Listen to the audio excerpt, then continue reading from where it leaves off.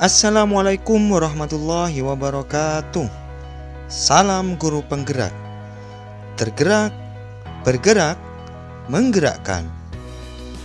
Bapak Ibu guru hebat, di sini saya akan mencoba menjelaskan terkait tugas pada modul 1.1 A8 Pendidikan Guru Penggerak Angkatan 7, yaitu tentang koneksi antar materi, refleksi, dan kesimpulan pemikiran Ki Hajar Dewantara.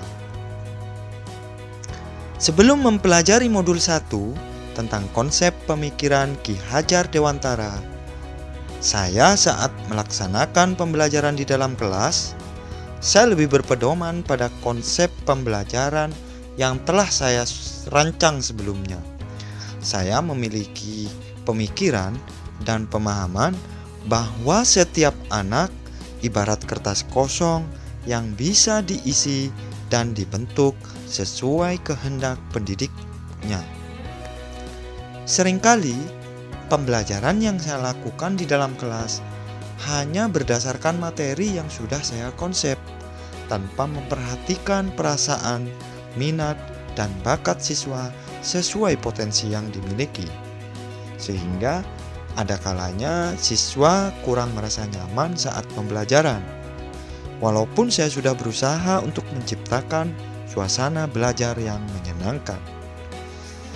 Saya selalu menekankan agar semua siswa mampu menguasai semua materi pembelajaran demi mencapai nilai KKM yang telah ditetapkan oleh sekolah. Selain itu, saya juga jarang melakukan refleksi terhadap pembelajaran yang sudah dilakukan, sehingga saya kurang mengetahui sejauh mana tingkat pemahaman siswa dalam memahami pembelajaran yang telah saya berikan. Di sini saya hanya mengukur pemahaman siswa hanya berdasarkan nilai-nilai yang dicapai. Kenapa? Karena saya masih berasumsi bahwa siswa yang nilainya tinggi adalah siswa yang pandai, sedangkan siswa yang nilainya rendah adalah siswa yang lemah dalam ranah kognitifnya. Sehingga seringkali saya memberikan tekanan dan sanksi disiplin ajar kepada siswa yang nilainya rendah. Dampaknya adalah sulit adanya perubahan secara signifikan terkait keseimbangan peningkatan kemampuan siswa yang kurang pandai dengan siswa yang menurut saya pandai.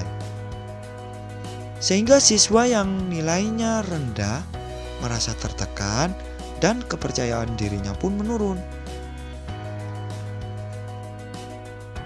Setelah mengikuti pendidikan guru penggerak angkatan 7 ini dan mempelajari modul 1 tentang konsep pemikiran Ki Hajar Dewantara, saya banyak belajar bagaimana seharusnya seorang pendidik menuntun dan membimbing peserta didiknya dalam melaksanakan pendidikan berdasarkan konsep dan pemikiran Ki Hajar Dewantara.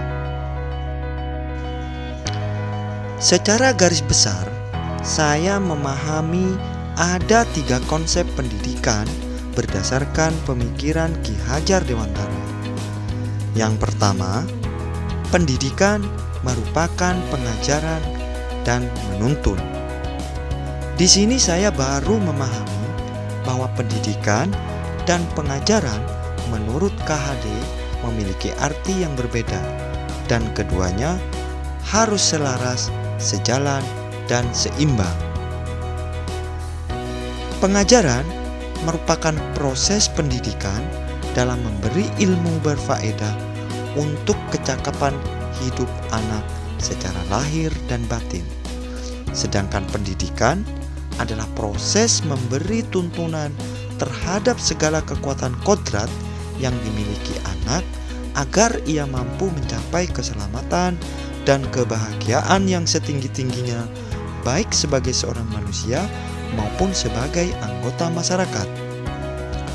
Di sini saya menyadari bahwa seharusnya seorang pendidik dalam memberi ilmu dan tuntunan kepada peserta didiknya haruslah memberikan sesuatu yang bermanfaat dan menitik beratkan atas kekuatan potensi dalam diri dan kemampuan yang dimiliki masing-masing peserta didik. Seorang guru dalam memberikan materi kepada peserta didik haruslah diukur berdasarkan kemampuan, minat, dan bakat siswa, bukan berdasarkan kehendak dan keinginan yang menjadi target dan prioritas guru. Seorang guru haruslah mampu menuntun dan mengarahkan kekuatan kodrat yang dimiliki setiap peserta didik. Selain itu, guru juga harus menjadi model atau figur yang selalu dilihat dan dicontoh sebagai suri toladan yang baik bagi anak didiknya, baik dari segi sikap, perilaku, dan perbuatan, sesuai dengan trilogi pendidikan Ki Hajar Dewantara, Ing Ngarso Sung Tulodo, Ing Madya Mangunkarso, Tutwuri Handayani. Di depan menjadi tauladan, di tengah membimbing dan mengarahkan, di belakang mendorong, memberi semangat dan motivasi. 2. Pendidikan sesuai kodrat alam dan zaman. Saya semakin memahami bahwa setiap peserta didik memiliki kekuatan dan keunikan masing-masing sesuai dengan kodratnya.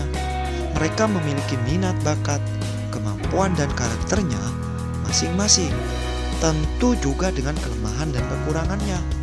Dalam hal ini, menjadi tugas dan tanggung jawab saya sebagai pendidik untuk menuntun, mengarahkan, serta memotivasi peserta didik agar mampu mengenali dan menggali serta mengeksplor potensi yang dimiliki sesuai kodrat alam melalui kekuatan kultur budaya yang ada serta kekuatan zaman di mana siswa itu tumbuh dan berkembang agar dapat ditingkatkan sehingga sampai pada pencapaian kekuatan yang tertinggi.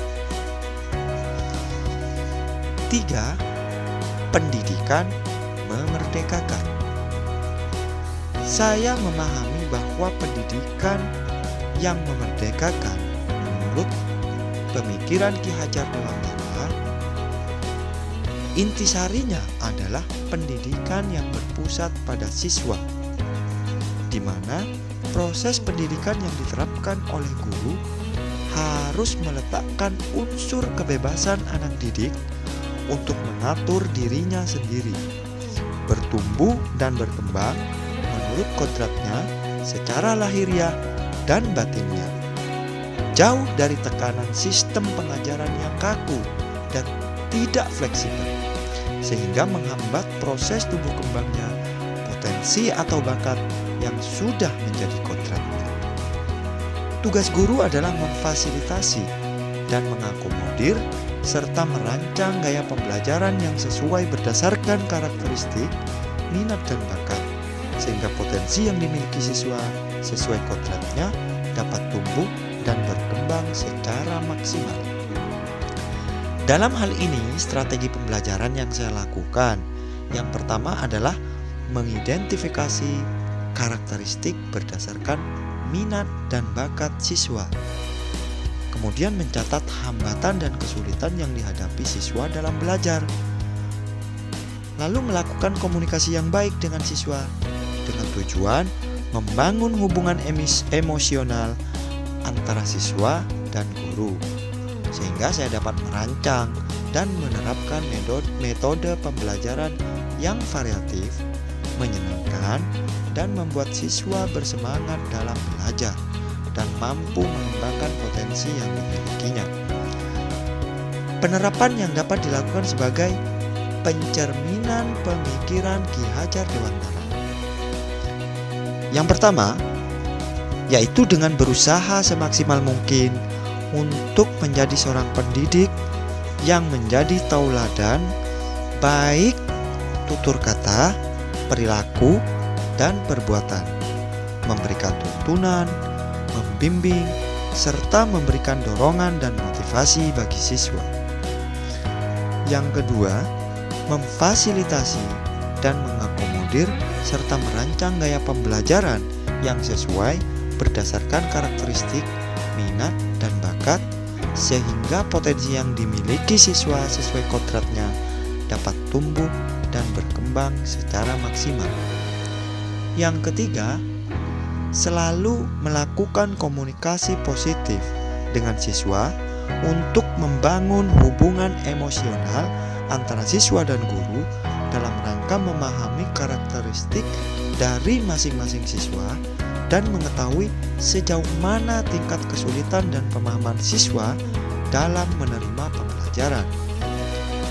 Yang keempat, menjalin kerjasama dengan wali murid serta tokoh masyarakat untuk lebih memperkuat lagi karakter siswa, terutama yang berkaitan dengan konteks sosiokultural dan budaya lingkungan keluarga. Kemudian yang kelima, budaya baik harus dibangun di lingkungan sekolah melalui program pembiasaan diri yang berkaitan dengan nilai-nilai positif, adat istiadat, atau budaya setempat untuk memperkuat karakter anak berdasarkan kodrat alam seperti budaya salam sapa, gotong royong, kekeluargaan, dan tolong menolong. Bapak Ibu guru hebat, mari kita bersama-sama bergerak untuk membangun Indonesia maju dengan mewujudkan profil pelajar Pancasila melalui Merdeka Belajar. Wassalamualaikum warahmatullahi wabarakatuh.